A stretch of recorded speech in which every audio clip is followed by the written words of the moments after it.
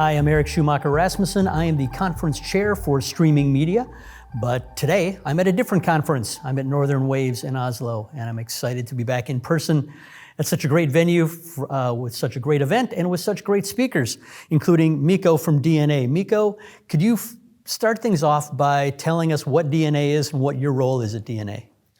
Yes, DNA is a telecom operator in Finland, so we provide both mobile, fixed broadband, mobile broadband, also TV services. And we are competing with Elisa and Telia. They're dividing the market pretty much evenly by three of us. And I'm leading the TV business in Finland, in DNA, I mean. Mm-hmm. Okay, and you gave a presentation a few moments ago. Could you give us the short version here, summarize what you talked about and why it's important to the industry? Yeah, I was giving a presentation about our experiences on Android TV set-top box development, and that's something that we started up 2015 when the Android TV was still in the young ages, and we have learned a lot during those couple of set-top box development projects, and really the lessons have been that in general, Android TV was the right choice for us with the open model that will allow our consumers a lot of applications. But it's not easy anyway, even though it's something.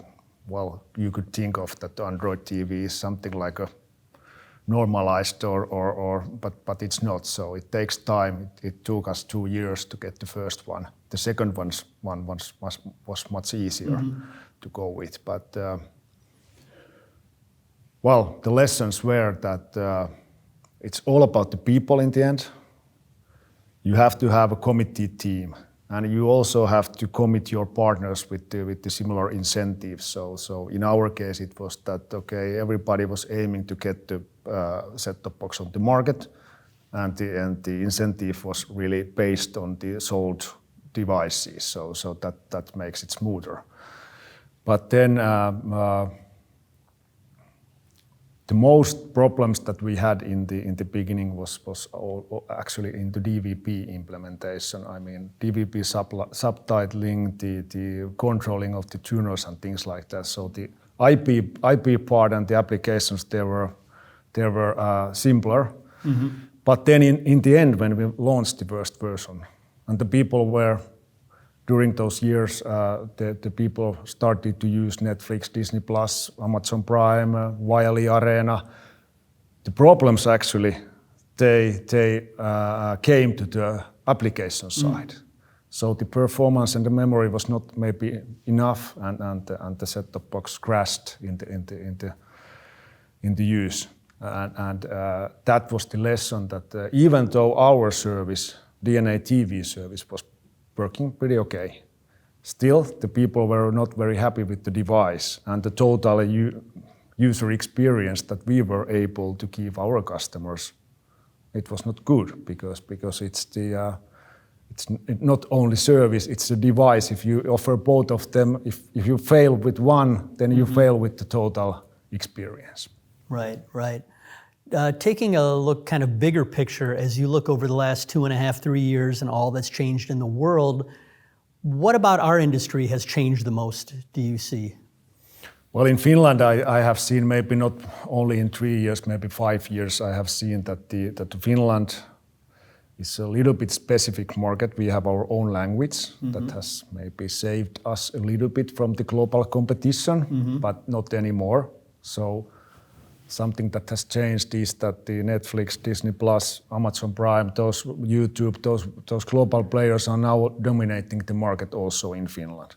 And that has changed let's say that the business in Finland a lot, and also the relationship between the local players. So now we need to have a good relationship with Netflix. We need to have a good relationship with Google and players like that. And naturally, the challenge from our side is that the DNA is only in Finland. Right. We are not so dominant in global perspective, but Right, right. Now, looking ahead the next year or two, what are the biggest challenges or trends that you'll be looking out for? well, I think everybody is looking for this super aggregator role. It's actually funny when you listen to the presentation and listen different players in the market. So it's Google saying that they want to be a super aggregator. It's the operators are saying it. Almost everybody is looking for the TV set manufacturers like Samsung is definitely going in that way. So in the end, nobody actually really knows if there will be any one winner in the game or not. But I personally think that it's not something that only one player will kind of dominate. It's something that will be, I think, from the operator point of view, we have a very close relationship with the customers that we have. We know the customers, so they are expecting, I think, from the operator to kind of also to give them a good TV service. So basically, I think we as an operator, we have a role there, but still, we don't have as many resources and we cannot invest as more as for example Google can or the Samsung can. But let's see. That's very interesting. And then something that I'm actually pretty something that is a good question is how the local companies like in Finland we have local broadcasters, commercial broadcasters, and also the YLE, the public broadcaster. What is their position in the end in this game? And that also applies to the Nordic level. So we have many Nordic companies that are only operating in Nordic area. And that was going to be my next question: is how can those local companies survive in the face of this increased global competition? I think there is a need for closer cooperation.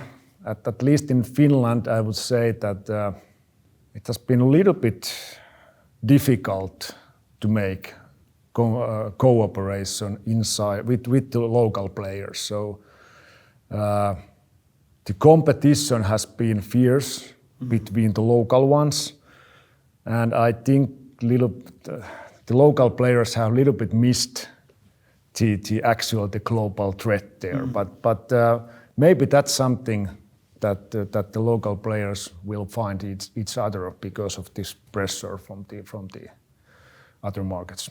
Right. Well, thank you so much for sharing your insights. Lots to think about and lots to watch for in the next couple of years. Yeah, thank you.